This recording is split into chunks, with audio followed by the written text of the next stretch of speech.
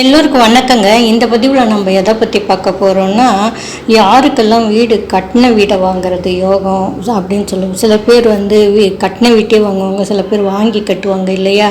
யாருக்கெல்லாம் கட்டிய வீட்டை வாங்குகிற யோகம் இருக்குது அப்படின்றத பார்க்க போகிறோம். அடுத்தது வந்து தலைமுறையாக யாருக்கு தலைக்கும் அப்படிங்கிறதையும் பார்க்க போகிறோம். வாருங்கள் பதிவிற்குள் போகலாம். அதற்கு முன்னால் இதுவரைக்கும் சப்ஸ்கிரைப் செய்யாதவங்க சப்ஸ்கிரைப் செய்து கொள்ளுங்கள். உடனுக்குடன் பதிவினை பெறலாம்.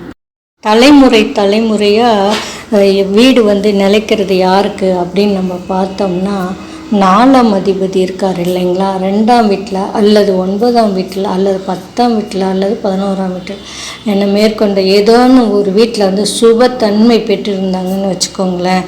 மாளிகை போன்ற ஒரு வீட்டை வாங்கி குடியேறுவாங்க. அந்த வீடும் வந்து தலைமுறைக்கும் பலகாலமும் காத்து நிற்குங்க.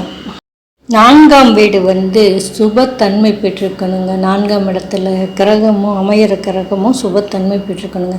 இப்போ 4ஆம் இடத்துல சூரியன், தேய்பிரை, சந்திரன், ராகு, கேது போன்ற கிரகங்கள் இருப்பது வந்து நன்மை தராதுங்க.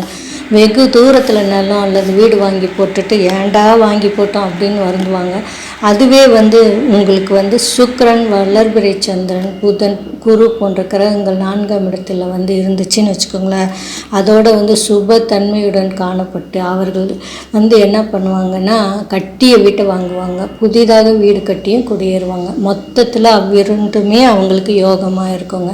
4ஆம் அதிபதி லக்னத்தில் சுபத்தன்மையோடு இருந்தாலும் கூட கட்டிய வீட்டை வாங்கி சிறப்புடன் இருப்பாங்க. அதாவது 4ஆம் வீடு வந்து உங்களுக்கு சுபத்தன்மையோடு இருந்து 4ஆம் வீட்டின் அதிபதி வந்து உங்களுக்கு நல்லபடியாக இருக்கணுங்க. அப்போ வந்து அவங்க கட்டிய வீட்டை வாங்குவாங்க. இந்த பதிவு உங்களுக்கு பிடித்திருந்தால் லைக் பண்ணுங்கள், ஷேர் பண்ணுங்கள், கமெண்ட் பண்ணுங்கள். நன்றி, வணக்கம்.